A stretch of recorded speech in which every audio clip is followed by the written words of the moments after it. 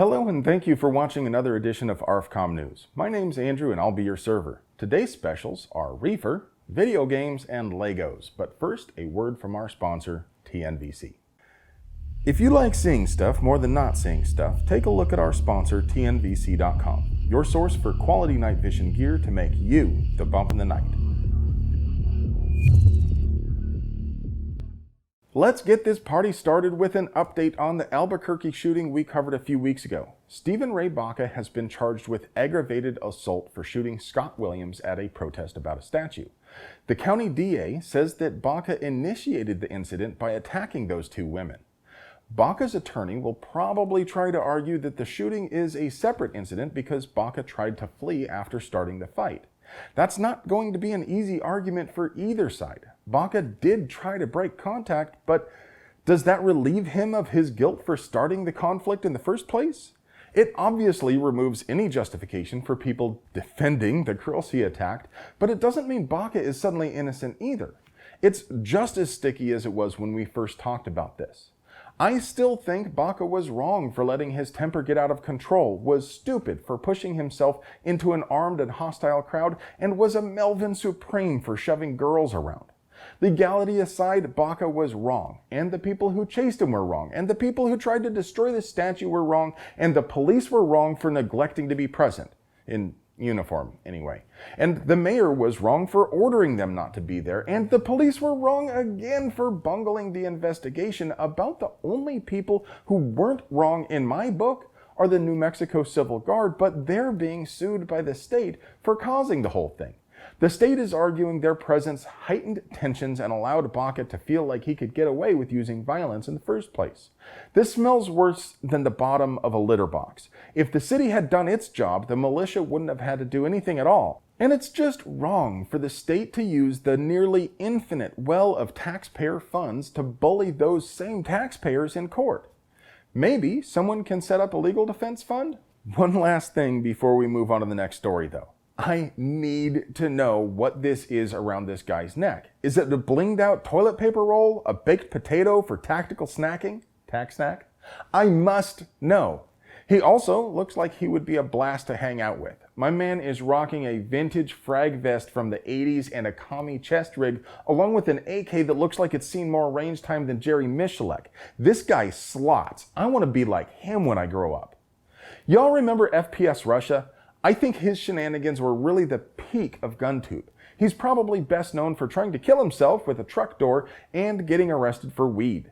One doesn't have to live a gonzo life like that to get caught up, though. If you're an OG gun dude, that is, if you've had an account on ARFCOM since the internet was young and you have more holsters than shoes, then you'll likely know that no matter what laws your state has regarding pot, it's still a Schedule I drug at the federal level, and being an unlawful user of any drug makes you a prohibited possessor. The 4473 even specifically mentions marijuana.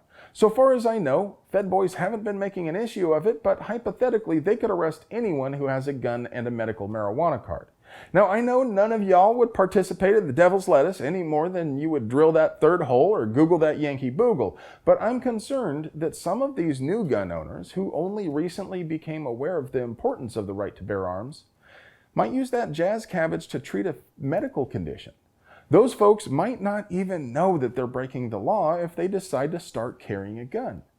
Maybe that's why Representative Earl Blumenauer from Oregon, because of course he is, introduced H.R. 420 to... Wait, for real? Paul, are you screwing with me? Is this real?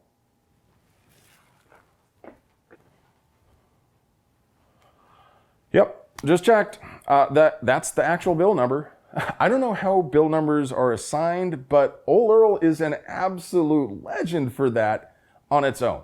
If passed, H.R. 420 would treat marijuana mostly the same as alcohol at the federal level, which means that people who use marijuana legally at the state level would no longer violate federal law by exercising their right to bear arms. So far as I'm concerned, all people have a right to self-defense, even dope-smoking hippies. This channel is focused on gun rights, and although this issue interfaces with gun rights and is therefore worth discussing, it also isn't a strictly gun rights issue, so I won't flash a number on the screen and ask you to call right now. I know we aren't all on the same page about that wacky tobacco, so leave a comment below. I'm confident the discussion will remain civil. The International Traffic in Arms Regulations, or ITAR, is a set of rules intended to restrict, well, what I just said. It's supposed to prevent Cobra and the Foot Clan from getting military equipment and defense secrets. For example, ITAR prevents export of night vision goggles like the fine products offered by our friends at TNVC.com. And until recently, it made it illegal to export silencers. In 2002, the State Department banned the export of silencers, and they just announced that they have rescinded that policy. How does that change things for you? Probably doesn't. I guess suppressor companies will make more money. Maybe that could spur more innovation, especially lower cost designs. Lower cost aluminum cans are popular in some European countries where there is no special tax on them. Here, if you're already paying $200 just for the government permission slip, most folks probably figure they want to prioritize quality and performance. But that doesn't mean a handful of people wouldn't be willing to get a $200 tax stamp for a $75 can. It's just that right now, there aren't enough of them to give a decent ROI. I don't know. What do you think? The overwhelming majority of firearm-related deaths are suicide, and the majority of suicides are accomplished by firearm. Wanting to reduce suicides isn't a particularly controversial position, but the new Virginia law that is supposed to be an attempt at that is more controversial than might be immediately apparent. The bill is supposed to make it possible for people to voluntarily and temporarily make themselves a prohibited possessor. The idea is that someone can report themselves and they would then be unable to pass a background check until 21 days after they ask for the hold to be lifted. The problem is that a person could fraudulently submit another person to the Voluntary database simply by submitting a copy of their driver's license along with the form. That would be illegal, of course, but also insanely easy to get away with.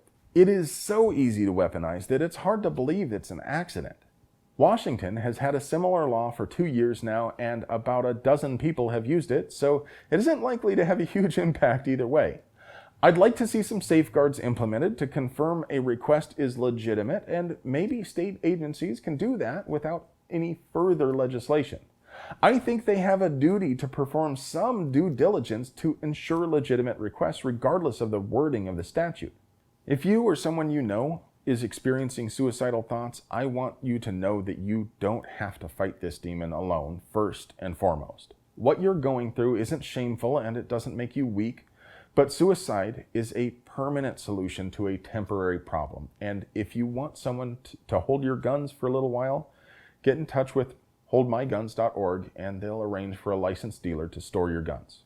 Okay, get your pointing fingers ready and prepare to ridicule the authoritarian control freak crowd, because both the Giffords Law Center and the Brady Group accepted hundreds of thousands of dollars each in federal COVID loans to meet payroll obligations. Not sure why they decided on a taxpayer-funded loan instead of asking oligarch Michael Bloomberg for a little sugar or just drawing from the several million they claim in assets on their tax forms. But I also have a hard time really caring much so long as the taxpayers get a good return on those loans. From the Old Man Yells at Cloud files, a new study published in the journal Computers in Human Behavior seems to indicate that playing video games too much makes kids more likely to bring a gun to school. It also seems to indicate that not playing video games at all also makes them likely to bring a gun to school. Basically, the kids that were least likely to bring a gun to school were the kids who played some video games but less than 5 hours a day. So either kids have to play exactly the right amount of video games, or there isn't actually a causal relationship. It seems likely that both excessive game playing and not playing at all are symptoms of other issues. Maybe kids who don't play video games at all are more likely to be too poor to have video game consoles in the house, and poverty can obviously lead to a lot of other issues. And maybe kids that play more than 5 hours per day are more likely to be socially isolated. The study also didn't specify which games were being played. If there were a causal relationship, and I don't think there is, it seems as though you could only nail that down if you differentiate between kids who play 10 hours of Animal Crossing a day versus those who spend the same amount of time screaming racial epithets at each other on Fortnite. Don't get me wrong, I think it's entirely inappropriate for younger kids to play any video game more than a couple hours a day. It's bad for kids to interact with strange adults through voice chat, and maybe it's unhealthy for kids to participate in simulated violence, especially when divorced from real-world consequences. But legislation isn't going to fix any of that. Okay, so this next one isn't exactly news, but it's new to me, and it's my party, so I'll cry if I want to. It's also become newly relevant with the recent push for ghost gun bans. This dude Smooth built a functioning lower out of Legos and JB Weld. Once again, you can't stop the signal, you can't put the genie back in the bottle, and once you pop, you can't stop. This is just another example of how easy it is to make a gun. You've always been able to make a gun in your garage if you have the slightest knack with hand tools, but recent innovations in 3D printing and CNC machining have made that even easier than it was before. This Lego AR-15 is yet another example of how easy it is for people to manufacture firearms at home, and it underscores the fact that tools are really just an idea. Once a monkey sees another monkey using a stick to get the termites out, that idea is out there and it will spread from individual to individual until almost everyone knows. Once I tell you how to make a plumbus, no amount of government intervention can stop that idea. Ideas are infectious.